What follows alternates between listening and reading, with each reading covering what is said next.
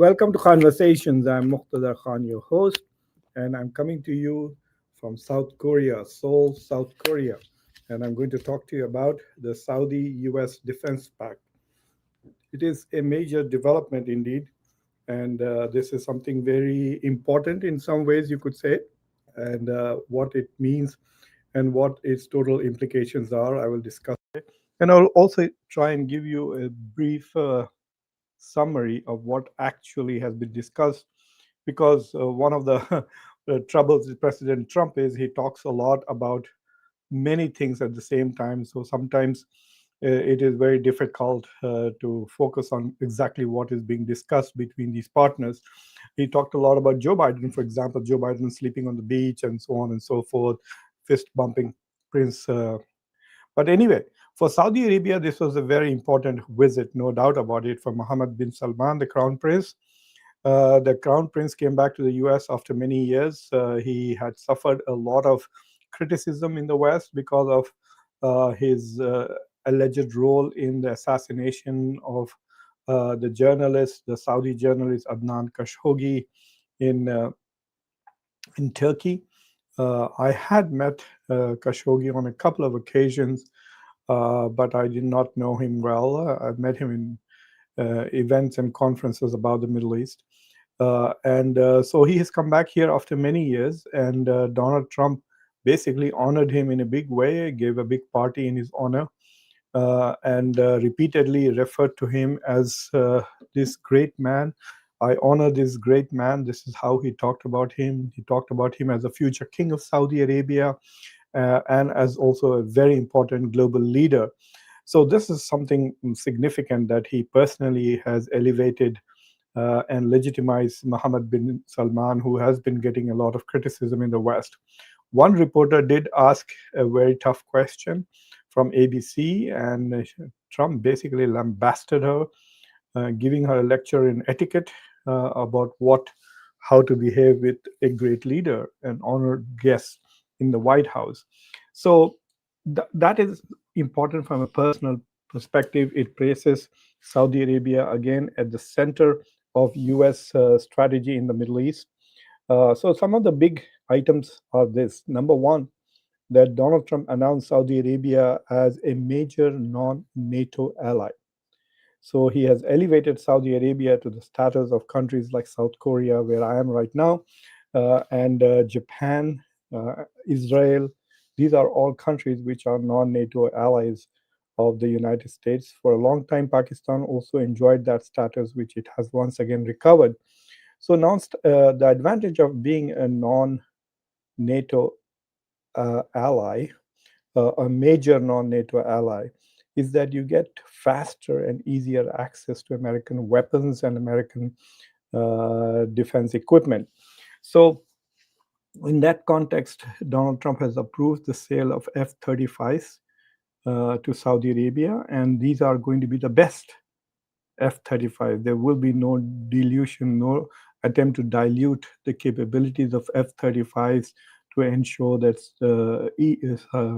Israel has a qualitative military edge over other countries. For example, in the past, the F-16s that were sold to Israel were qualitatively, technically, far more superior to the F-16s that Jordan has, or Pakistan has, or any other Muslim country or European country for that matter. But Saudi Arabia is now going to get the best F-35s that are available. Now, this can be a great concern for India, for example, that the Saudis now have a defense pact with Pakistan, which is also kind of designated a non NATO major ally of the United States. And now they have a defense pact with the United States. And they have the best American technology and also the assurance that if someone were to attack Saudi Arabia, America will come to Saudi Arabia's defense. And not only that, Saudi Arabia has agreed to subsidize America's military presence in the Middle East. So while America will guarantee Saudi security and the region's security, Saudi Arabia will actually subsidize it. So basically, American military is now for hire. Saudi Arabia will pay for America to be present in the Middle East. And then, of course, besides the F-35s, there are two other very critical things that have happened. One is that Saudi Arabia is going to collaborate on artificial intelligence. So let me share with you what the defense agreement really was. So this is the White House readout that was issued. The president secured agreements reinforcing America's role as a regional security enabler, enhancing U.S. military partnerships to better allow partners to deter and defeat threats, approved a major defense sale package, including future F-35 deliveries, which strengthens the U.S. defense industrial base and ensures Saudi Arabia continues to buy American. So basically, they are worried that Saudi Arabia may start buying Chinese weapons, and so it is important that Saudi Arabia buy American technology. Now, if the Saudis are smart, they should really rush through with it. My advice to the Saudi crown prince is to buy these whatever amount of F-35s he wants to buy as quickly as possible before the midterm elections. Because if the Democrats come to power, then as you can see from the recent mayor of New York, they go all the way to Israel to get their orders, and then they go and say, "Look, I did a great job for you." And so the Israeli lobby will not allow the best F-35s to be sold to Saudi Arabia. So if the Democrats get even House or Senate, then Saudi Arabia is not going to get these F-35s. So to my advice to His Highness Prince Mohammed bin Salman, buy tomorrow, whatever you want, 100, 200 F-35s, buys tomorrow.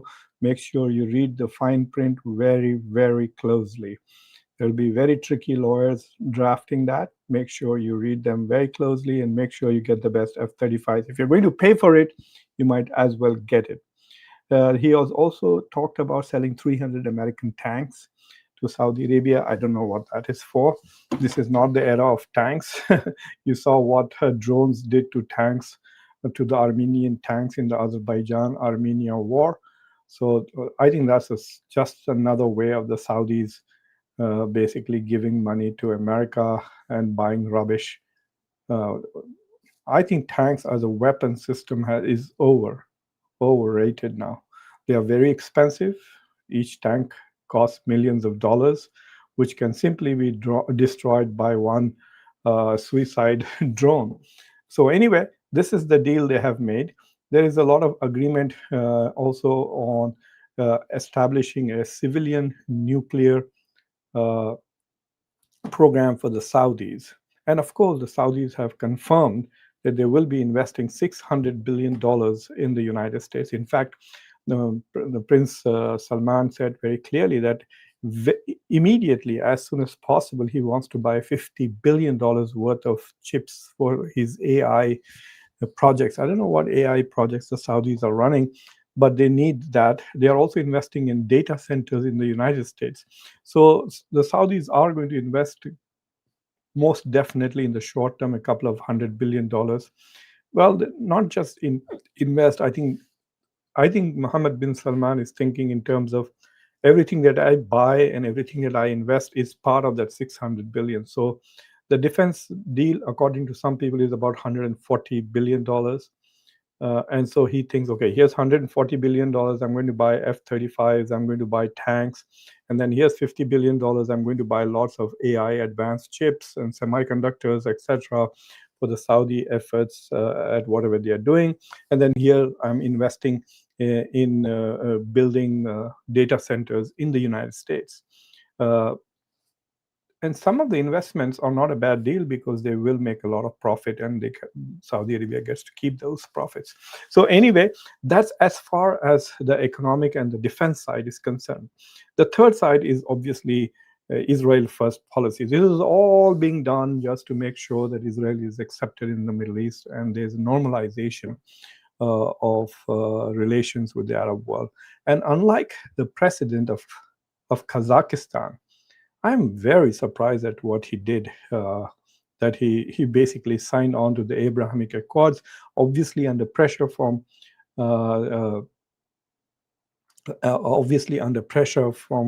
Donald Trump, or maybe to make Donald Trump happy. He didn't get anything. He didn't get F-35s. He didn't get F-16s. He got nothing except a deal with rare minerals, rare earth minerals, but America needs that, and they would have made the deal anyway. So, unlike the president of Kazakhstan, the crown prince of Saudi Arabia is actually being very prudent and very sensible and very diplomatic. He did not commit to signing the Abrahamic Accords. He says, yes, we want to be at peace with every country in the Middle East. That would include, obviously, Iran, Turkey, Egypt, and Israel. But he did say that he would like to see a definite pathway to the two-state solution. Donald Trump kind of hedged on it. He says, yes, yes, we talked about it, two-state, one-state. Like, what does that mean? What is one-state solution that he's talking about? Killing all the Palestinians to keep the genocide going? Come on, he had to be a bit more clearer on that. But he was not. I'm quite surprised that he did not shed more light on it. But it is very clear that Saudi Arabia is not signing on until they get what they want.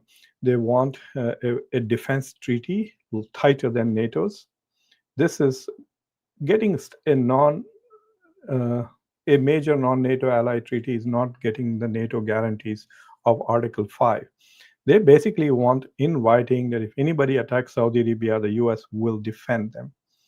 No ifs, no buts. That's one of the things that Saudi wants. The number two that they want is that a civil nuclear program. Number three, they want a clear pathway to the two-state solution for the Palestinians. And if that doesn't happen, then they are not signing on to the deal.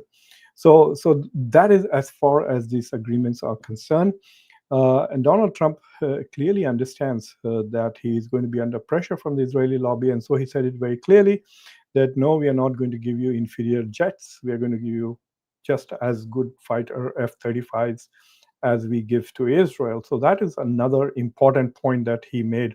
So I think this was an overall a very good day for Saudi Arabia. They did not recognize Israel. They got F-35s. Like I said, they should make sure that they buy them before Democrats come to power. But yeah, otherwise, you know how Democrats are. Just listen to Joe Biden, ironclad support for Israel. So basically, whatever Israelis say, and they will buy that. They will do, basically, they will just ask Israel, what should we do? And Israel say, do ABC, and they will do ABC. So the Saudis will not get those jets. I can guarantee you. And if they get it, it'll be inferior, third-rate, good for nothing, useless planes. So they should take it while Trump is in power. And I think otherwise they should not go ahead with that deal at all. And of course, the Abrahamic Accords, we'll see what happens. Donald Trump will continue to put pressure on him. He wants it signed, and he doesn't care whether it has any meaning or not. Like, for example, Sudan. Sudan is a partner in the Abrahamic Accords. There's a genocide going on in Sudan. What is Saudi Arabia, what is Israel, UAE, or Bahrain, or any of these Abrahamic Accords people doing to prevent it or help Sudan come out of its troubled times? Nothing at all. There's no discussion of Sudan while talking about the Abrahamic Accord. So why would, I mean, you have to be idiotic and stupid and foolish like the Kazakhstan government to sign the Abrahamic Accords. But otherwise, why would you join it? Just look at Sudan.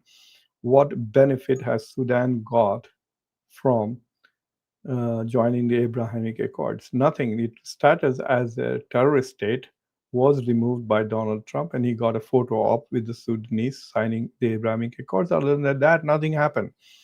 And so for those who sign up onto the Abrahamic Accords, if they don't really negotiate hard, they're not going to get anything. And UAE, which was the leader in all of this, is now on the back foot, whether it is in the case of Sudan or whether it's Gaza or otherwise. It is not getting the kind of attention it should have got for signing the Abrahamic Accords in the second term. Qatar has become a more important player in the Middle East. Saudi Arabia has become a more important player. So I'm going to wind up this presentation by reading some of your comments and also taking your questions and trying to answer them to the best of my ability. I have been a bit off air for a while because I've been traveling. I just arrived about a couple of hours ago in South Korea, in Seoul, South Korea. This is my first visit to South Korea. So I'm here speaking at a conference on Indo-Pacific security.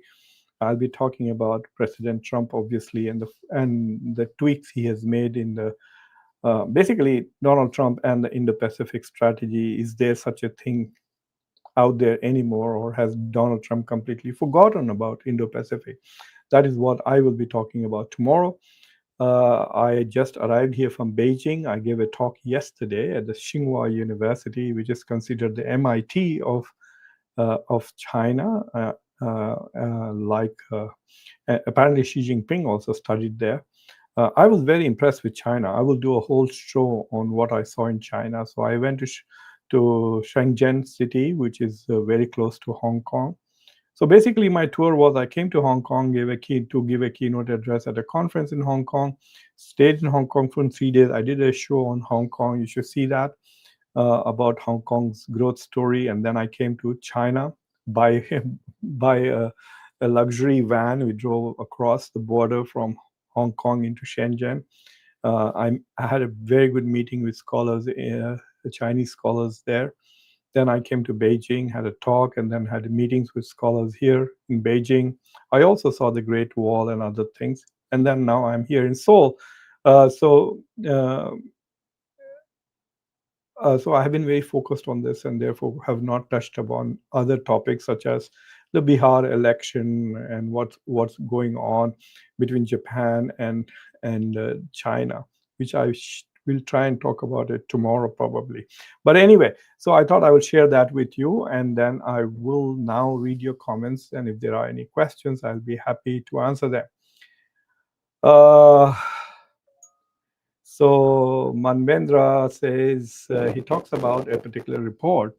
So U.S. Congress got a report, and he wants to talk about. I think he's talking about a report that is called submitted to the U.S. Congress by U.S.-China Economic and Security Review. It's apparently a 700-page report. I did not get a chance to read that report yet. But what was interesting is that while I was in Hong Kong, that report came out, and Hong Kong was very, very upset. The people in Hong Kong were very angry with the recommendations in the report because it recommends that the US impose sanctions on Hong Kong. But it also talks about Pakistan's military performance. And the report basically says that China has used India's attack on Pakistan during Operation Sindoor as an opportunity to test and advertise. This is what the report says, to test and advertise the superiority of Chinese weapons. And they say that Pakistan performed very well in that. And I think that at least from the American point of view, they do believe that Pakistan shot down many of India's jets. And that is why the commission report is very worried about China's role in that. They say it's not a proxy war because China did not trigger or instigate the war, but they are saying that China took advantage to advertise and promote its weapons. Not only that, China also gave real-time intelligence to Pakistan.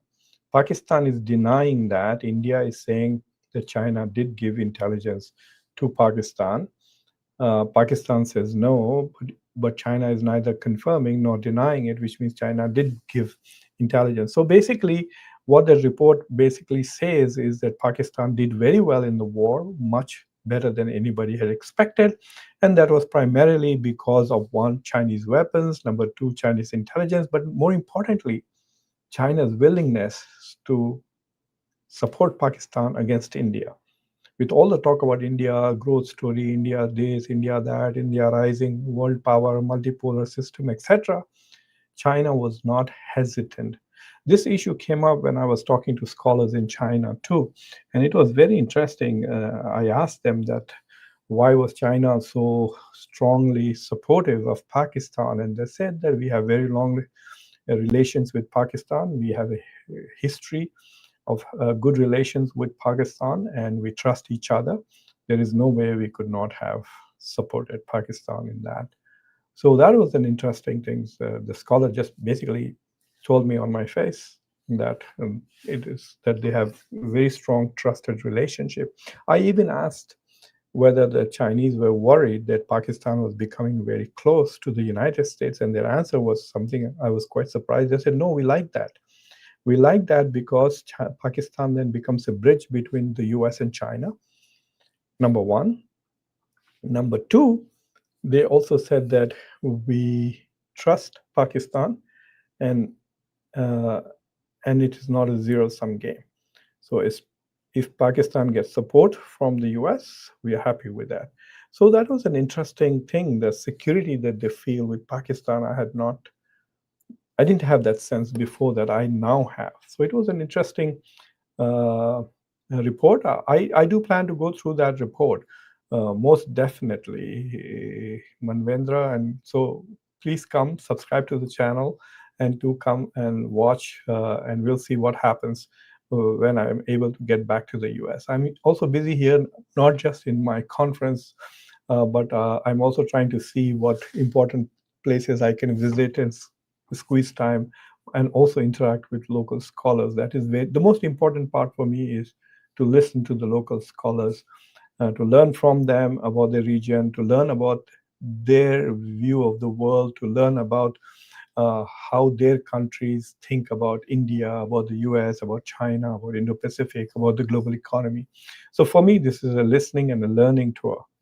So that's why I'm not able to do justice to conversations. Plus, in China, the internet, you have to use VPN, and for YouTube as well as for Google. So it was very challenging. uh, no, Pakistan can't use those F-35s. The Saudis will not give it to them, but it's quite possible that they might train on them, and they might have joint exercises where you have Pakistanis flying F-16s and Saudi pilots flying F-35s, and Pakistan is giving them tips, etc. So there will be joint military exercises between Pakistan and Saudi Arabia. And I don't think the US will have any problem, because the US is quite happy with Pakistan right now. And they would also be happy if the Pakistanis help Saudi pilots to do well, because now Pakistan is considered as some kind of a champion after its performance against India. So yes, there will be some benefits to Pakistan also if Saudi Arabia does get F-35, but it doesn't mean that India, Saudi Arabia, that Pakistani pilots will be able to use those F-35s against India. I'm sure there will be some restrictions in that. It's not allowed. It doesn't happen like that. The only time those things happen is between the US and Israelis.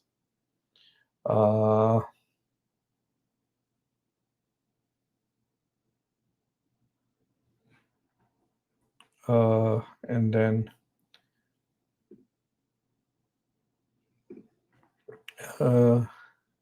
well, good day, sir. I think you're still in Hong Kong. No, no, no, Sabun. I left Hong Kong several days ago. I spent 4 days in China. I went to Shenzhen and Beijing, and now I just arrived today. I'm in South Korea right now. I'll talk about Bihar election. Don't worry. I just don't have time for that right now. I'm busy with these conferences. India is becoming a one-party state like China,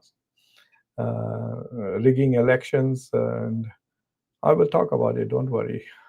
I'm not very impressed. So that people seem to be highly impressed. In fact, here in the West, people are saying that, okay, now that Modi has won Bihar elections, now he should have no problems in making concessions to the United States in the agricultural sector, so that the bilateral trade agreement can happen. So it's quite possible now that Bihar election is over, Modi will make some concessions to the US in the agricultural sector, which until now he was unwilling to do. Hello from India. Thank you. Hello to you, realist. Yeah, they're called the Abraham Accords. You're right. Not Abrahamic. I don't know why I keep saying that.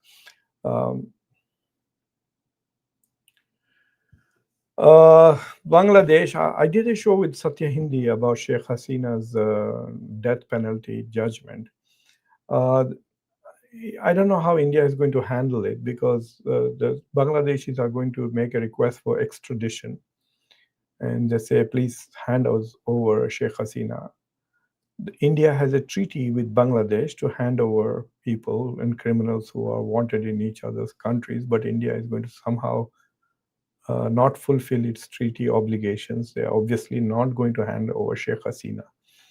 I have a feeling that the Bangladeshis, before they sentenced her to death, might also be hoping that India will not hand over her, so they don't actually have to do it. So they can sentence her to death, but not actually execute the death sentence, because India is protecting her. So they get political benefit from issuing, because of the enemies of Sheikh Hasina will be very happy and supportive. But one thing is clear, that India's relations with Bangladesh are unlikely to get better. And so Bangladesh will become more and more closer to both Pakistan and China. So India's basically regional foreign policy is a total flop. Dr. Jaishankar, with all his talk about multipolarity and this and that, has failed to make sure that India has good relations with its neighbors. India does not have good relations with China. India does not have good relations with Pakistan.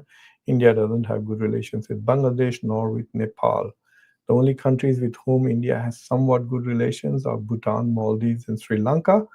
But even in both Bhutan, Maldives, and Sri Lanka, China has bigger economic investments and bigger debt. Basically, these countries owe more money to China, and therefore China has more influence in these countries, even though the India does not outright have bad relations with Sri Lanka at the moment.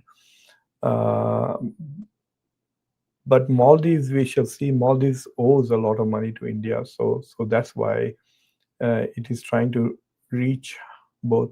It's trying to basically balance India as well as China. But one thing that is very, very clear is that Bangladesh is no more an example of India's neighborhood first policy, nor is it example of looking east policy, nor is it a success for BIMSTEC or SARC. All of those are failed because of what is going on right now. Sabun, Prime Minister Saudi Arabia, said to Honorable President Donald Trump, yes, it is very clear that MBS is not going to budge unless he sees a pathway to Palestinian statehood. He doesn't want a rebellion in his state, and so I don't think that is happening. Uh, and also, the Saudis also want a civil nuclear program. They also want more defense guarantees. This defense pact basically gets America some money from Saudis for their military operation. Every time they go to support Israel, now Saudi Arabia is going to be funding part of it.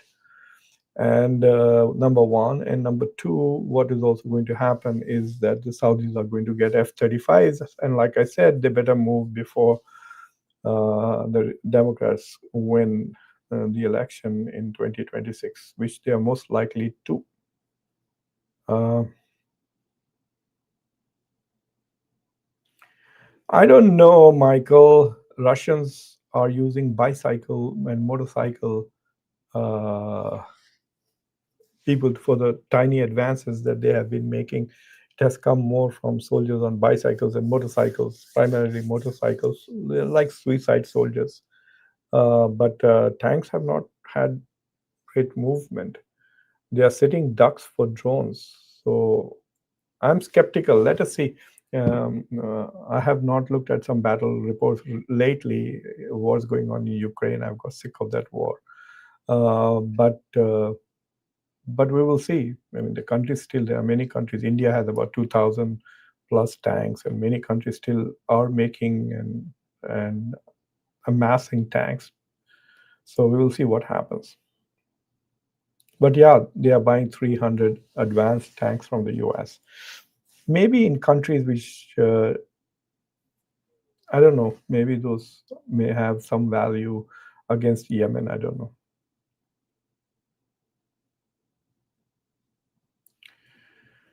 Deepak, Deepak, India is becoming a one-party state. Uh, the whole election, I think, of Bihar's election was rigged. There has been no progress in Bihar, even though they have had a double-engine government for two terms, nearly 11 years now. They have had BJP at the center and BJP, NDA at the center and NDA in Bihar. Bihar is the poorest state in America. Bihar is the most backward state. Yeah. Bihar has the highest level of unemployment, lowest level of education. It is a Bimaru state. That's what they call it. It is the dump of the dump. Bihar is poorer than Pakistan, poorer than Bangladesh, poorer than sub Saharan Africa after 20 years of Nitish Kumar's rule.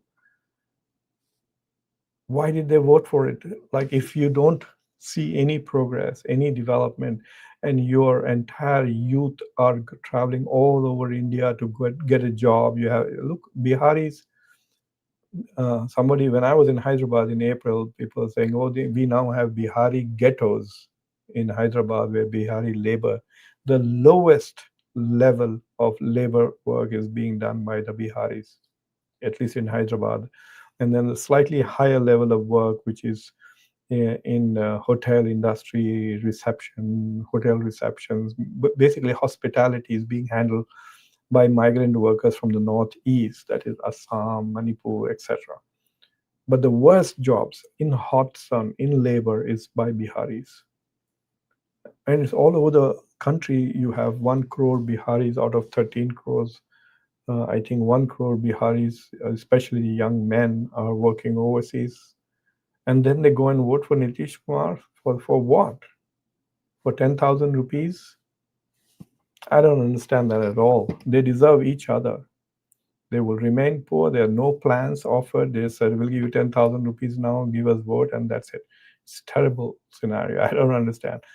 Plus, I don't know. I did not look at the plans that were offered by RJD, but it is still a powerful force. It didn't lose much in terms of its vote share. So I will do a take. I have few more points to share about the Bihar election, which I will do.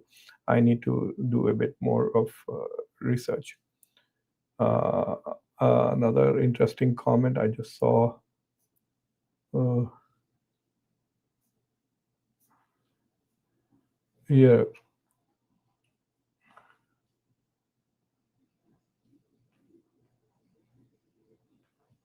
yes, Savon. So he did a good job, MBS, no doubt about it. It's very, very cold here. It was awful cold. I will share some photographs on the channel, so go and take a look at the post on YouTube. I will share some photographs of my visit to the temple. There's a temple to heaven here.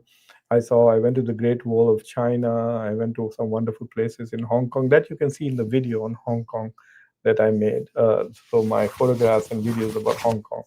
But I will share some videos about China that I made. And to me, more importantly, was the conversations that I had there.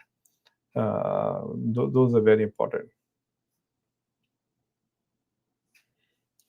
Bangladesh has good relations with China also, sir. There are heavy investments. In fact, the Jamaat Islami people went a couple of months ago to Beijing. Take a look at it. They had long meeting.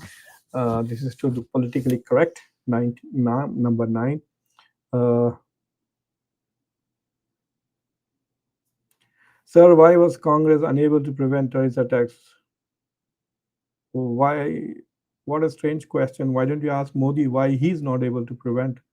There have been 2 attacks recently, Pahalgam versus the one in Delhi recently. So nobody is able to protect, nobody is able to prevent terrorist attacks. You are pretending as if Modi is able to prevent. He's not. Modi just said that crores and crores of Bangladeshis also came into India, so he's not even able to protect the border. So don't say these silly things.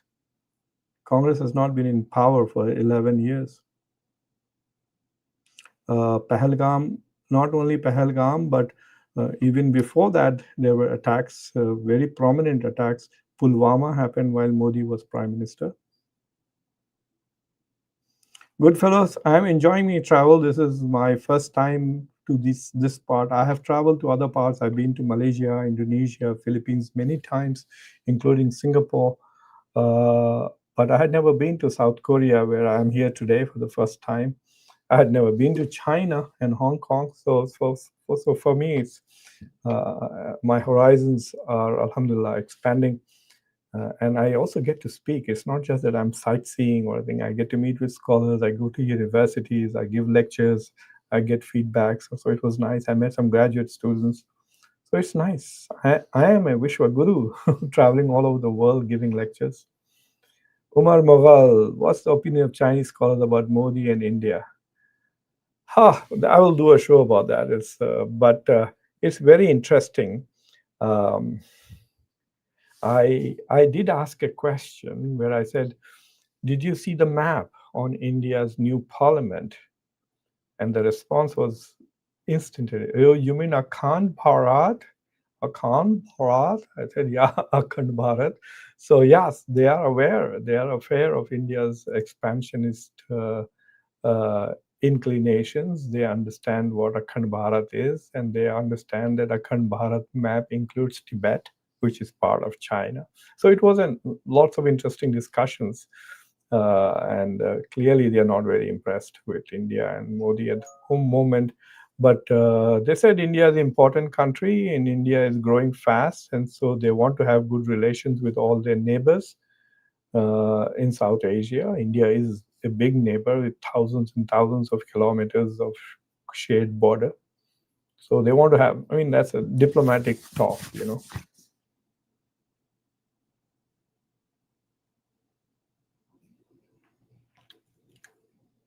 I mean, you can ask the same question, Gurmeet Singh, if the election is rigged, how did Congress win six?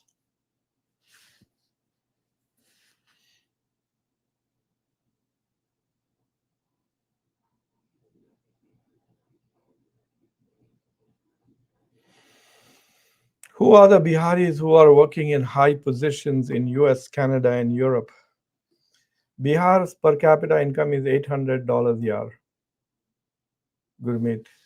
Hyderabad and Telangana is $5,000 per capita income. The per capita income of Gujarat and Maharashtra is over $4,000. So Telangana and Tamil Nadu and Karnataka are 5 to 6 to 8 times richer than Bihar.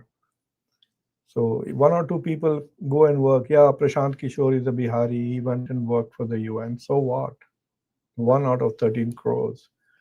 So that doesn't make any sense. I mean, you had a Hollywood star, Shatrughan Sinha. Isn't he Bihari too? His daughter is also doing well.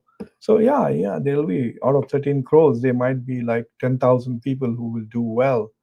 What you want out of 13 crores is at least half of them doing well or more, or everybody.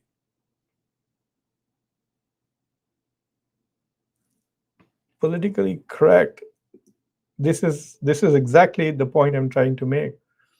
After 20 years of Nitish Kumar's government, after 11 years of double engine sarkar in Bihar, your benchmark is Pakistan.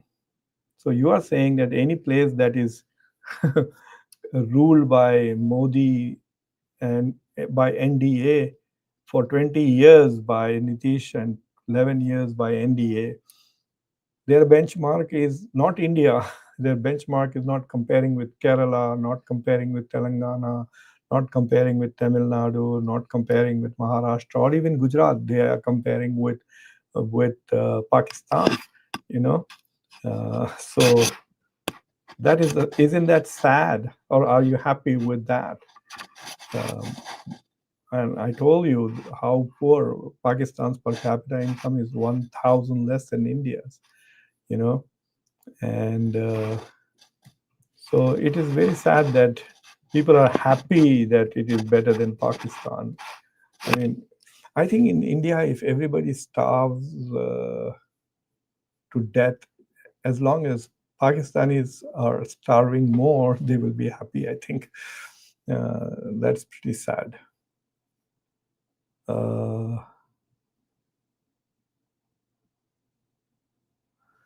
no, I don't know. It's very cold. Beijing was 0 degrees when I was there for all 3 days.